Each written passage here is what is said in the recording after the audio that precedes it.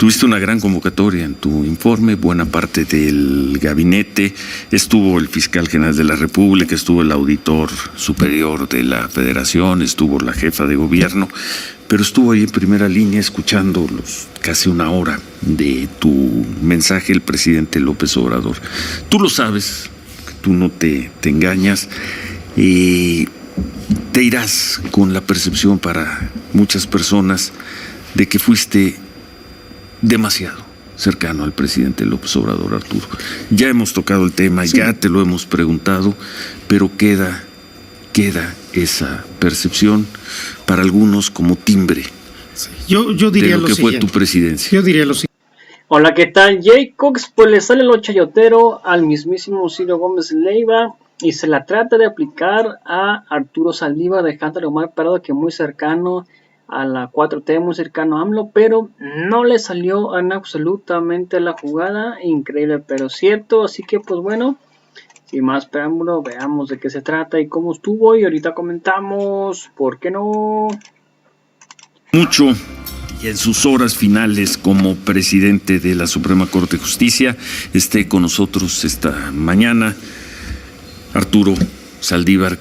Gracias por estar con nosotros hoy, Arturo. Al contrario, Ciro, antes que nada quiero expresarte mi solidaridad, mi apoyo en este momento tan difícil. El atentado a tu persona lo considero extraordinariamente grave, no solo porque ya el hecho de que atenten contra ti como ser humano me parece extraordinariamente delicado, sino que sin duda este suceso es un atentado a la libertad de expresión y a la democracia, y no debemos permitir este tipo de cuestiones. Yo tengo confianza en que las autoridades de la Ciudad de México harán una investigación seria y ojalá se pueda saber quiénes son los autores materiales, pero sobre todo quiénes son los autores intelectuales.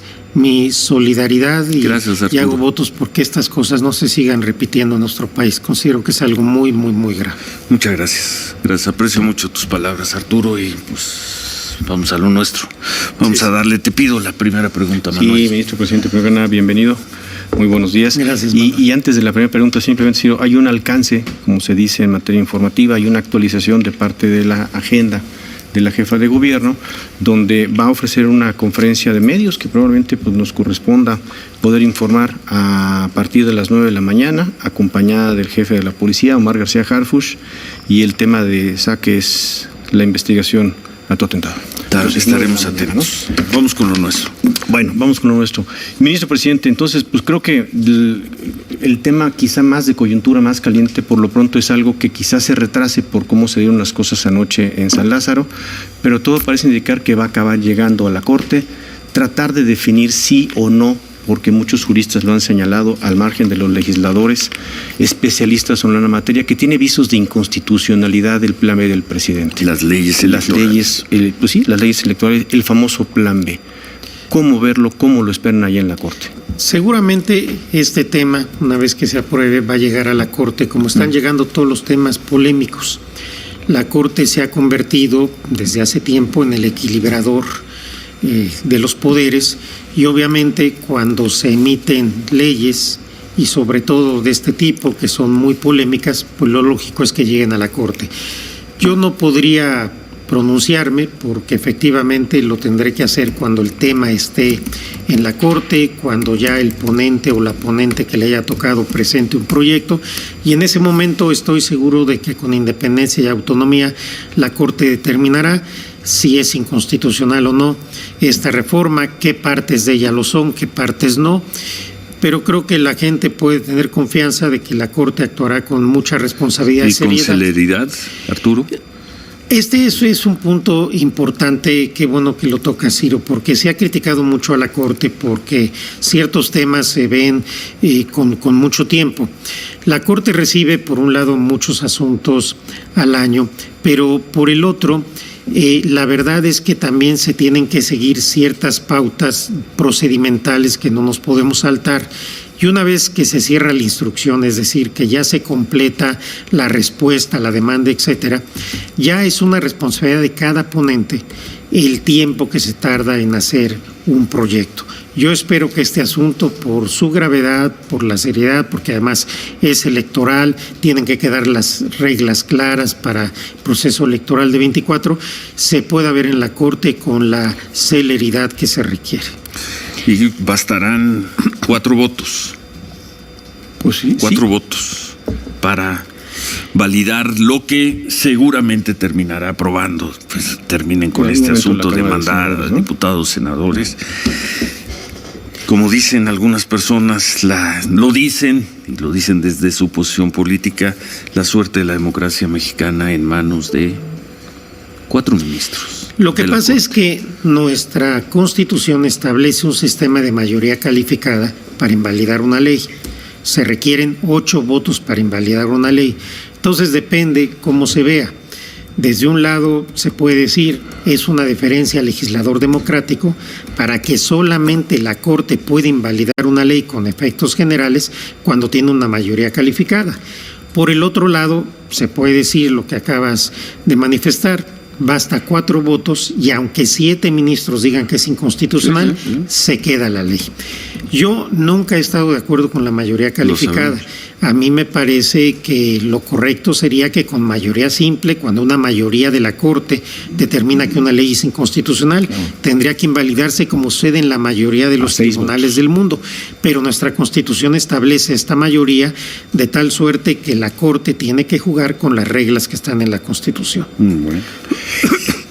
Suponemos que entonces se dará con celeridad, nos estás diciendo. Esperemos que se le dará prioridad. Esperemos especial atención. Ayer, lo decíamos anoche en la televisión, tuviste una gran convocatoria en tu informe, buena parte del gabinete, estuvo el fiscal general de la República, estuvo el auditor superior de la Federación, estuvo la jefa de gobierno, pero estuvo ahí en primera línea escuchando casi una hora de tu mensaje el presidente López Obrador. Tú lo sabes, tú no te engañas, te irás con la percepción para muchas personas de que fuiste demasiado cercano al presidente López Obrador, Arturo. Ya hemos tocado el tema, ya te lo hemos preguntado, pero queda esa percepción para algunos como timbre yo diría de lo que fue tu presidencia. Yo diría lo siguiente. Primero, yo nunca he negado que tengo una relación con el presidente de respeto, de confianza y de afecto. Sé que se ha generado una narrativa en cierto sector de que hay una cercanía y que esta cercanía afectó la independencia del Poder Judicial. Yo simplemente respondo con hechos. Si nosotros hacemos un análisis de los asuntos que resolvió la Corte en mi administración, no solamente la mayoría de los asuntos fueron en contra del gobierno, sino que nunca en la historia de la Corte se habían resuelto tantos asuntos en contra de un gobierno. Segundo lugar, si vemos las sentencias que dictan los jueces y los magistrados, juezas y magistradas, nos damos cuenta que hay muchísimos asuntos en donde se han otorgado suspensiones, en donde se han otorgado amparos en contra del gobierno. Y por lo que hace al Poder Judicial, pues ayer de un informe de todo lo que se avanzó en estos 4 años. Entonces, frente a esa narrativa que yo no puedo controlar, que la entiendo, que me parece que en muchos casos ha sido interesada y de mala fe, pues yo respondo con hechos. Yo me voy muy satisfecho. ¿No te pesa? No me pesa porque yo estoy convencido de que hice lo correcto, y en un país tan polarizado, la única manera de que a uno no le peguen es no haciendo nada, nadando de muertito, y yo corrí riesgos, asumí los costos, transformé al Poder Judicial y llevé una relación no solo con el presidente, con el Poder Legislativo y prácticamente con todos los partidos políticos, sana, cordial, que nos permitió una gran reforma judicial y blindar al Poder Judicial. Hoy el Poder Judicial Federal, frente a más de 100 iniciativas que había hace 4 años que hubieran lesionado su autonomía, el Poder Judicial no solo está intacto, está blindado y está con una estructura que no había tenido antes de mi presidencia. Ahora, lo que se dice, ¿por qué no salgo yo a contestar ataques que hace el presidente? Porque ese es el discurso de siempre. Alguien criticaba que ayer no hubo una sola línea en tu discurso en defensa de los jueces, por ejemplo. Yo creo que depende cómo se vea el informe. Yo inicio el informe, creo que es el tercer párrafo, agradeciendo a los jueces y reconociéndoles y admirándoles su independencia y su trabajo. Entonces eso no es cierto. Todo el discurso permea sobre un poder judicial independiente y en varias partes de mi discurso hablo de un poder judicial independiente. Todos los jueces y las juezas en esta administración han gozado de sus garantías institucionales, que también lo digo en otra parte del discurso. No se ha perseguido ni sancionado a ningún juez porque voten contra el gobierno, a nadie. Vamos a pausa, de mucho más que seguir conversando con el presidente de la Suprema Corte de Justicia. Ministro, hace un ratito que usted decía que llegan demasiados asuntos a la Corte, me ven dos frases a la mente, simplemente para redondear la idea. El presidente Zedillo dijo en su momento que a este país le hacía falta Estado de Derecho, Estado de Derecho y Estado de Derecho. Pasaron ya muchos años de eso y usted ayer insistió en esto, en la falta de justicia precisamente para el ciudadano, que se lo dijo usted ayer al presidente. Quién sabe si el presidente escuchó o no escuchó, pero usted se lo dijo. Y usted lo dijo a los ministros, usted lo dijo a eso. Y la otra es el ministro Mariano Zuela, que si mal no recuerdo no coinciden. Él se va cuando usted entra, ¿no? Exacto. El 30 de noviembre y usted entra el 1 de diciembre del 2009. Mi querido maestro de Sociología, Mariano Zuela. El ministro Zuela ya dijo, en esa época como ministro dijo, pónganse de acuerdo. Todos los asuntos para dirimir que ustedes no se pueden poner, estados, gobierno federal, llegan a la Corte. No podemos con tanto asunto, pónganse de acuerdo. Ya pasaron 3 ministros a la presidencia, con usted terminándola, y es exactamente lo mismo. No se ponen de acuerdo y ahora le caen más temas, ¿no? Bueno, aquí hay varias cosas. Por un lado, la reforma judicial sí permitió que las salas se puedan dedicar a asuntos de mayor calidad y que incidan en los derechos humanos, porque antes de la reforma tenían cada sala más de 7,000 asuntos al año y hoy tienen 2,000. Entonces, en ese lado se ha logrado mucho. Sin embargo, en un país tan plural desde el punto de vista político, pues los municipios, los estados, los poderes de la federación, todo lo quieren dirimir al final yendo a la Corte. Y esto, obviamente, por un lado es sano porque se busca una alternativa constitucional para los conflictos político-constitucionales, pero por el otro lado sí llegan muchos asuntos a la Corte que quizás no sería necesario que llegaran. Por ejemplo, la reforma judicial también tiene la idea de que las controversias constitucionales ya no sirvan para ver asuntos de legalidad de municipios y de estados, sino solo asuntos de constitucionalidad. Entonces, poco a poco, el número de temas creo que van a disminuir, no el número de asuntos, porque prácticamente todas las leyes que se aprueban, y a veces incluso hay algunas que se aprueban por unanimidad y se impugnan, llegan a la Corte. Entonces, también hay que entender cuando los asuntos no se resuelven de manera muy pronta, que no es porque la Corte no quiera resolverlo, sino es porque tenemos un cúmulo importante y todos los asuntos los tenemos que ver con cuidado. También existe la posibilidad... Problema que va a seguir. Llegue a la Corte alguien con un perfil político, claro, llegue alguien proveniente de la carrera judicial. Ese problema va a seguir, Arturo. Ese problema va a seguir. Y tú lo dijiste ayer. Sí, ahora sigue habiendo una enorme cantidad de mexicanos, no recuerdo exactamente cómo lo fraseaste, para quienes la justicia no existe. Ahora, esto es muy cierto. Sí. Para el ciudadano, para la gente, para la mayoría del pueblo de México, la justicia no existe, es una palabra vacía. Sí. Seguimos teniendo una justicia elitista. El presidente de la Suprema Corte, que ya se va, el reformador de la Suprema Corte, y estás diciendo eso es... Sí, porque sigue siendo... Es muy duro, por no decir terrible, Arturo. Es que hace falta una reforma a toda la justicia local. Nosotros hicimos una reforma al Poder Judicial Federal, hace falta la reforma a la justicia local. Nosotros le pusimos un gran impulso, por ejemplo, a la Defensoría Pública. En administración logramos la libertad de más de 44,000 personas, pero no es suficiente. Se tiene que hacer lo mismo en los estados. Tenemos que reflexionar sobre las fiscalías locales, una reforma a la justicia local. Hay muchos inocentes y mucha gente pobre que injustamente está en prisión. Miles de mexicanos y mexicanas.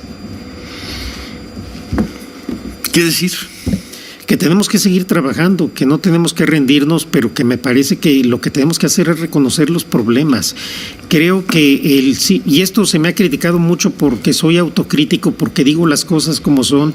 No podemos seguir con una complacencia de voltear a otro lado y decir que las cosas no existen. Tenemos un país muy injusto, un país donde los pobres muchas veces están en prisión solamente por ser pobres y donde tenemos que generar una gran alianza, todas las autoridades y la sociedad civil, para revertir esta situación. Sé porque seguimos y hemos aquí en este programa sus conferencias mes a mes, pero percibo esta cosa en los medios de comunicación, así en la prensa, una especie de duda de que usted no deja claro que termina su periodo al final del 2024. Sabemos, porque lo dijo usted, que termina, pero en algún momento ha dudado verdaderamente en terminar su periodo como ministro. Una vez que dejes de ser presidente, un par de años más. Yo lo que he dicho, yo tengo 2 años más como ministro. En principio estaré abocado a eso. Sin embargo, si surge alguna posibilidad, alternativa, coyuntura, donde pudiera yo ir a algún lugar o sumarme a algún proyecto en el que crea que puedo servir mejor a mi país, lo ponderaría, pero por lo pronto yo seguiré como ministro hasta el 30 de noviembre de 2024, que termina mi periodo de ministro. 2 años. Entonces, más puntualmente, porque luego el auditorio es puntilloso. ¿Le ha ofrecido el presidente alguna Secretaría de Estado, la Fiscalía del señor Gertz, alguna embajada? No he tenido ningún ofrecimiento y no he comentado yo con nadie la posibilidad de irme a otro lado. Mucho de esto han sido sobre todo rumores. Correcto. Pero no hay absolutamente nada, es un tema que yo no he tratado con el presidente. ¿Y quiere seguir? Yo en este momento estoy en mi responsabilidad y seguiré ahí. Reitero, si de repente surge alguna otra alternativa, la ponderaré. El tema de la renovación es importante por lo pronto 5 ministras que se están planteando ir hacia adelante. Pero nos ha llamado la atención, revisando los planteamientos que se hicieron públicos, además, si mal no recuerdo, hace una semana y media, de los 5 ministros de la ministra Piña, ministros que pueden que quieren relevarla, ¿no? presidencia. La ministra Rosa Piña, la ministra Yasmín Esquivel, el ministro Gutiérrez Ortiz Mena, el ministro Pérez Dayán y el ministro Lainez Potisek. En alguna forma, todos plantean esta idea de: yo planteo unidad en el Pleno y que no haya decisiones unilaterales, Norma Piña, que haya pluralidad en las decisiones que se den en el Pleno, Yasmín Esquivel, el ministro Gutiérrez Ortiz Mena, que haya participación de los 11, por ahí también el ministro Pérez Dayán y el ministro Lainez.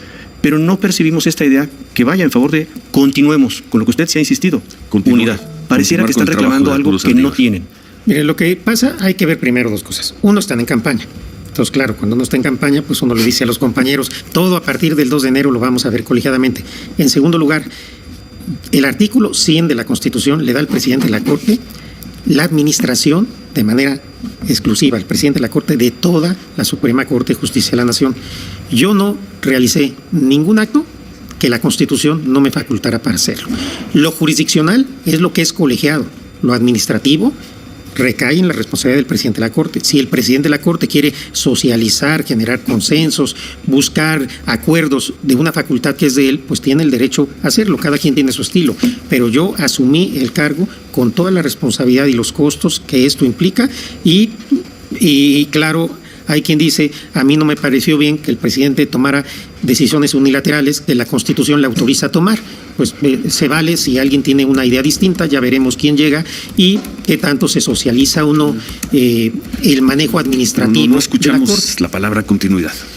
Es que es muy, al menos en los discursos recientes, en las palabras, declaraciones recientes. Es que es muy curioso. Si vemos los proyectos, sí empiezan todos con esta cuestión de colegiación.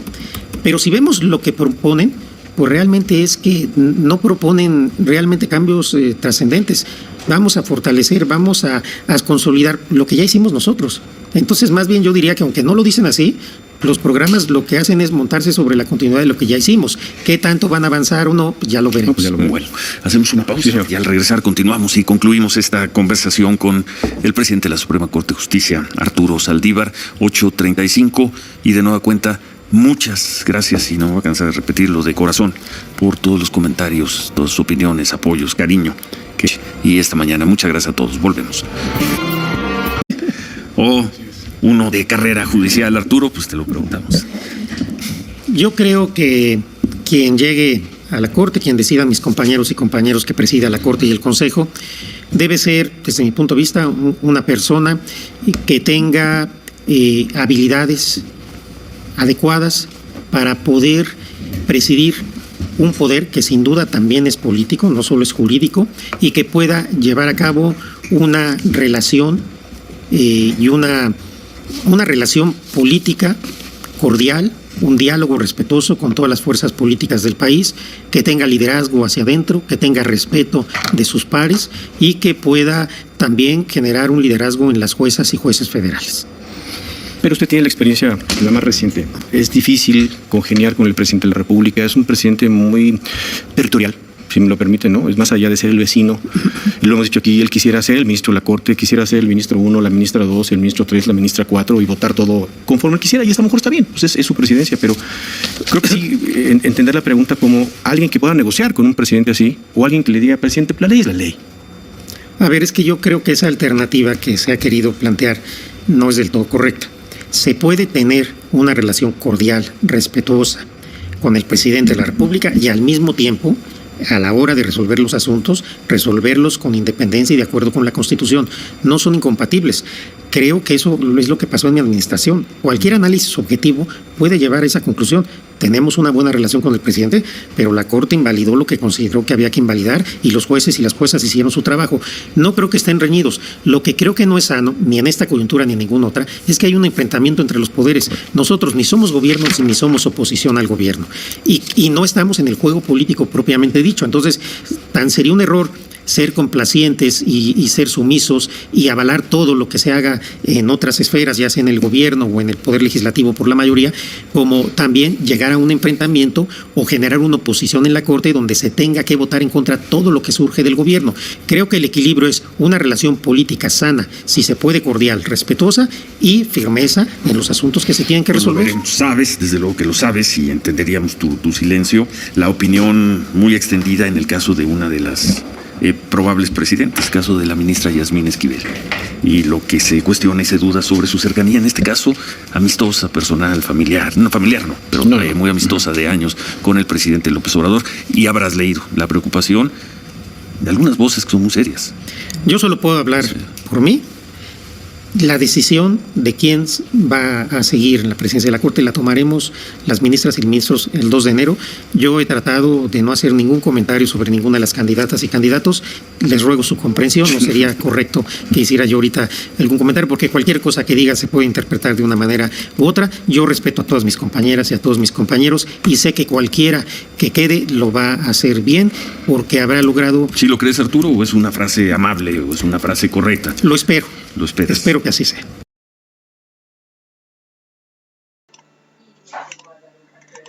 Bueno, agradecemos mucho. Ahí está, prácticamente se la quería aplicar al mismísimo Ciro Gómez Leiva, se la quería aplicar a nada más y nada menos que Arturo Saldívar, pero no le salió la jugada, prácticamente lo quiso ver como un lacayo de AMLO, pero pues no, le dijo claramente de que pues ha habido más libertades prácticamente tanto como para el Poder Judicial, que le han cancelado más veces en este sexenio al gobierno que otros sexenios más, que prácticamente así nada más actuaban para darle satisfacción a Peña, Calderón, Fox, Salinas y Cedillo, porque pues prácticamente sabían que si se ponían en contra de ellos le iba a venir una pues ley, ¿no? Como le aplicó, que quitó el Poder Judicial Cedillo y después puso a su modo a quien iba llegando. Así que pues ahí está, prácticamente no le salió la jugada al mismísimo Ciro Gómez Leiva. Prácticamente con esto se comprueba de que no es así como el león lo pintan. Así que pues bueno, amigos, a toda la audiencia, gracias por ver el video. Recuerden, si me pueden apoyar con un like en la página de Facebook o una suscripción en la de YouTube, comentar y compartir el video para que más personas vean, sería completamente fantástico. O si me puedes regalar estrellas con efecto de economía, sería completamente fantástico. O una colaboración en el canal de YouTube, que por solo 99 pesos mensuales en consideración del canal, te lo agradecería muchísimo. O en YouTube también se puede hacer esta colaboración, te los agradecería muchísimo. Toda la audiencia, gracias por el video. Los invito a ver nuestro siguiente video. Hasta la próxima. Bye. Suscríbete, comentar, compartir y difundir para que muchas más personas nos vean. Nos vemos en el próximo video. Hasta la próxima.